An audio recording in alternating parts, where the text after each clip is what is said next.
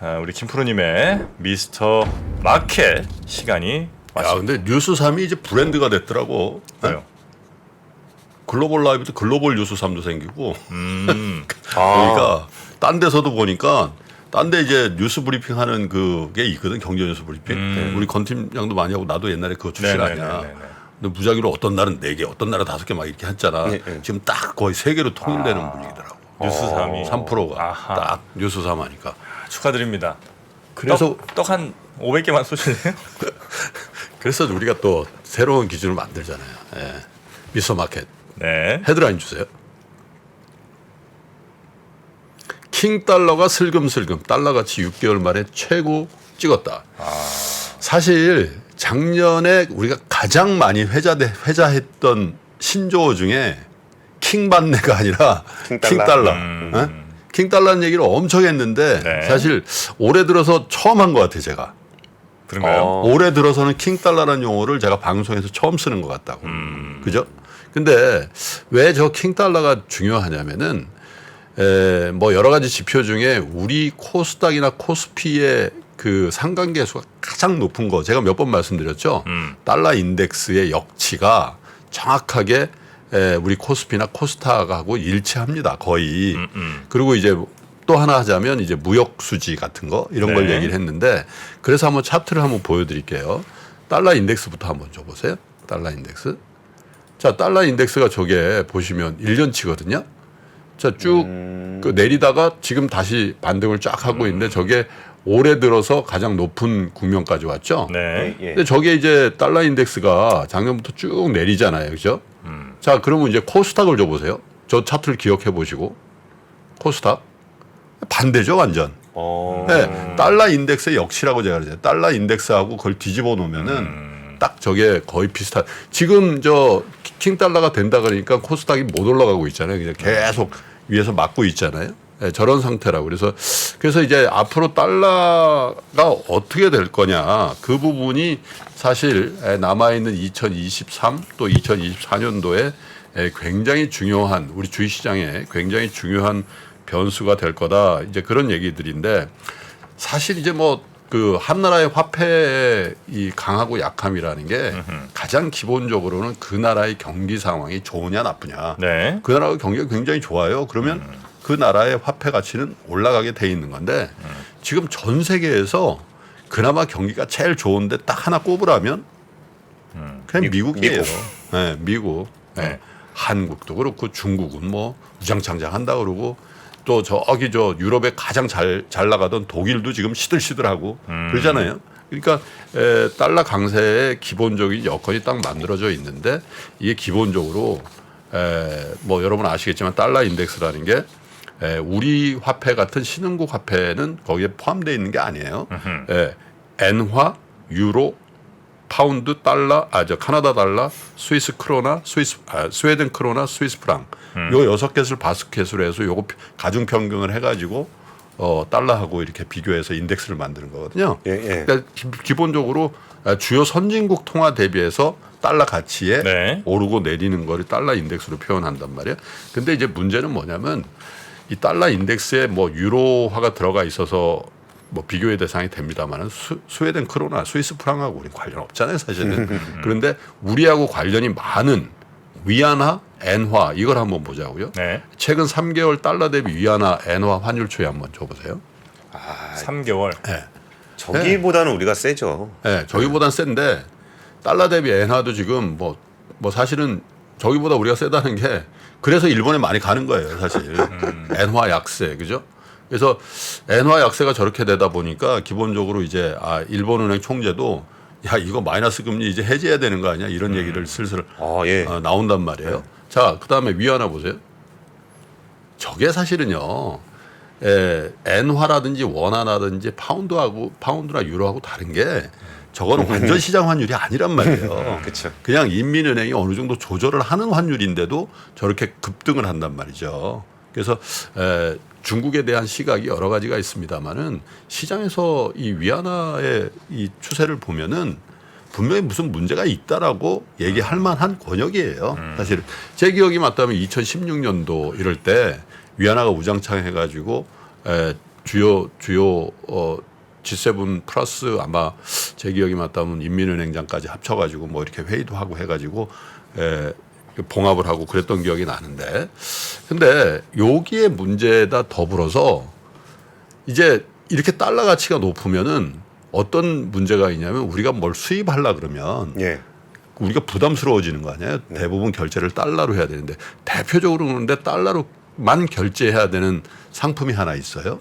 그게 뭐예요? 유가잖아요. 예. 근데 고유가의 강달러가 되면은 우리 같은 그 기름 한 방울 안 나고 다 수입해야 되고, 그죠? 모든 산업, 모든 소비에 다 기름을 수입해야 되는, 그리고 특별히 이머징 컨트리에 있는 나라들은 굉장히 힘듭니다. 요거 두 가지가 겹치면.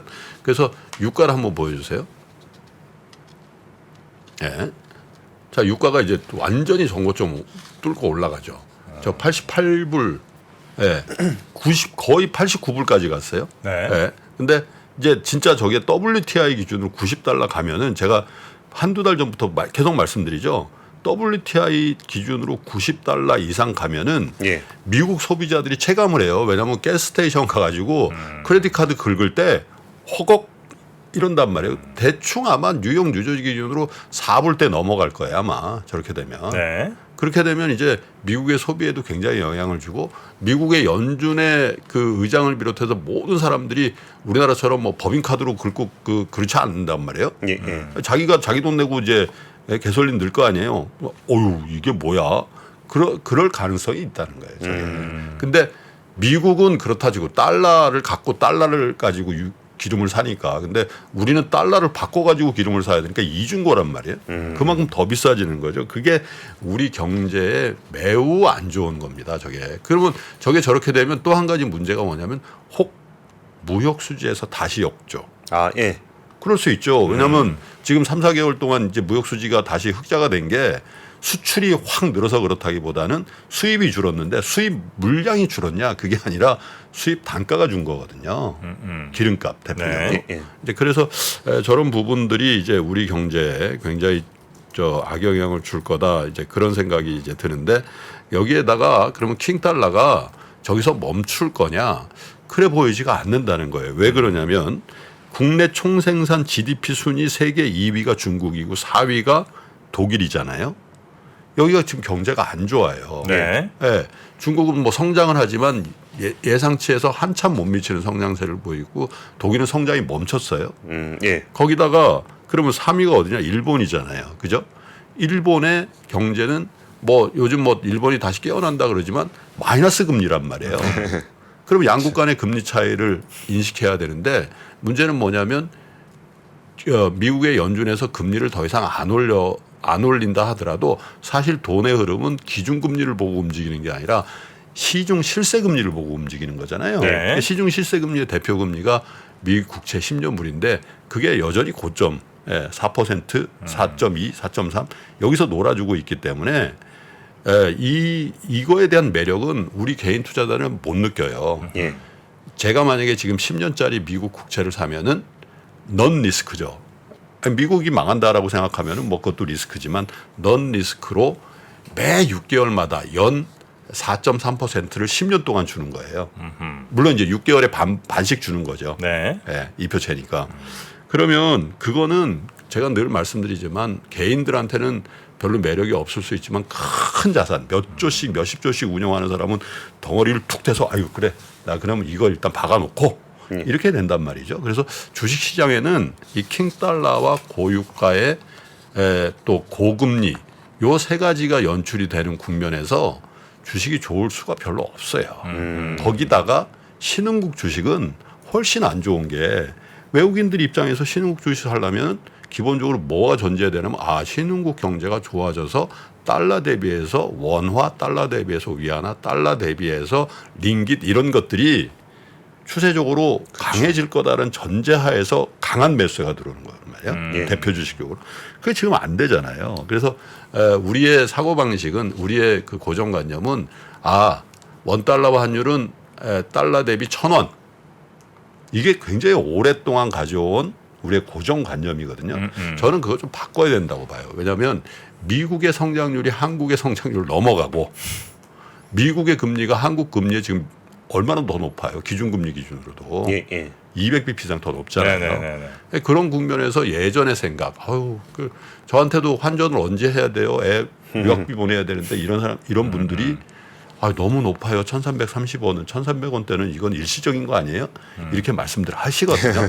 근데 조금 생각을 바꾸셔야 된다. 만약에 이런 정도의 양국 간의 금리 차가 획기적으로 좁혀지거나 한국 경제의 성장률이 미국을 한참 오버슈팅하지 않는 그런 상태가 된다면 우리는 새로운 환율의 기준점에 적응해야 되는데 그 얘기가 내포하는 거는 우리의 주식시장도 어떤 그 환율이 주는 제약 하에서 움직일 가능성이 많다라는 거죠. 예, 예. 그래서 하반기에 뭐 우리 경제에 대한 여러 가지 걱정도 있습니다만은 아까 제가 말씀드린 미국의 상대적인 고금리 그리고 킹달러 고유가가 계속되는 한 우리의 지수라든지 혹은 미국 주식도 마찬가지입니다. 성장주 같은 것들. 그래서 이런 것들이 굉장히 불을 뿜으면서 상승세를 계속하기에는 조금 힘든 국면이 있을 수도 있겠다 이런 생각이 좀 들어서 킹달러라는 용어를 올해 처음 한번 써봤습니다. 킹달러. 킹달러 씨, 예. 말씀하세요. 말씀하세요. 킹달러 잘못 건드리면 킹 받습니다. 킹 받는다. 킹 받을 땐 또 우리 밥알 찹쌀떡이죠. 생각 중이에요. 네. 와, 집요하시다. 생각 중이에요. 네, 킹 받고 허전할 때, 속이 허할 때 신기합니다. 이게 몸이 느끼는 것이 그대로 마음까지 전이되는 경우가 많아요. 속이 허하면 마음도 허해집니다. 먹어. 든든하게 밥알 찹쌀떡 한번 드셔보시면 좋겠고 이번에 그 백년화편에서 새로 백세 시대라는 신제품이 나왔습니다. 네, 여기 보고 계시는 이 제품이죠. 네, 이전과 조금 달라진 한 입에 쏙 들어가는 그 스타일로 백세 시대 새로운 떡이 등장을 했고요.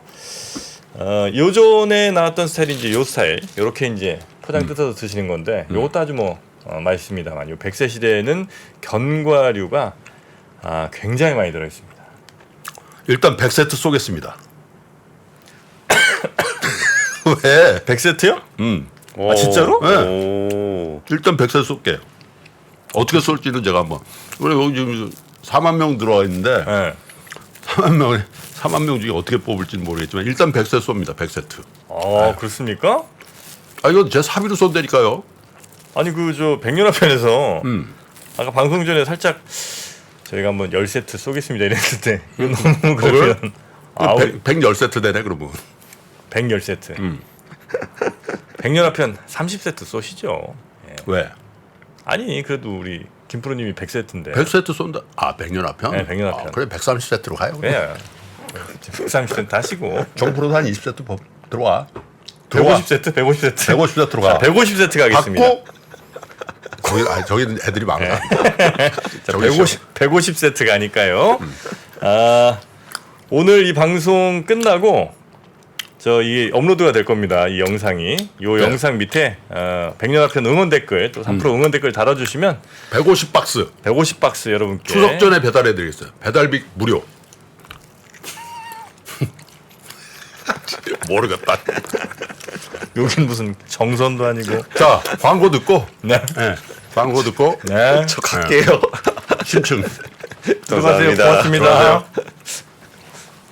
외환위기 오는 거 아니에요? 금융위기 오는 거 아니에요? 이런 질문들을 좀 굉장히 많이 받았었습니다. 탐욕이 되게 강했을 때 위험자산으로서의 극단적인 쏠림이 나타나고 공포감이 극에 달했을 때 안전자산으로서의 극단적인 쏠림이 나타나거든요. 과거의 일이 미래에 똑같이 일어난다 이건 아니지만 그때 당시에 위기 상황에서는 어떤 공통점들이 있었는지를 보면서 우리가 대비를 하는 방법도 고민해 볼 수 있고요. 과거를 제대로 이해하는 순간 위기의 실체가 드러납니다. 오건영의 현실 경제 이야기를 서점에서 만나보세요.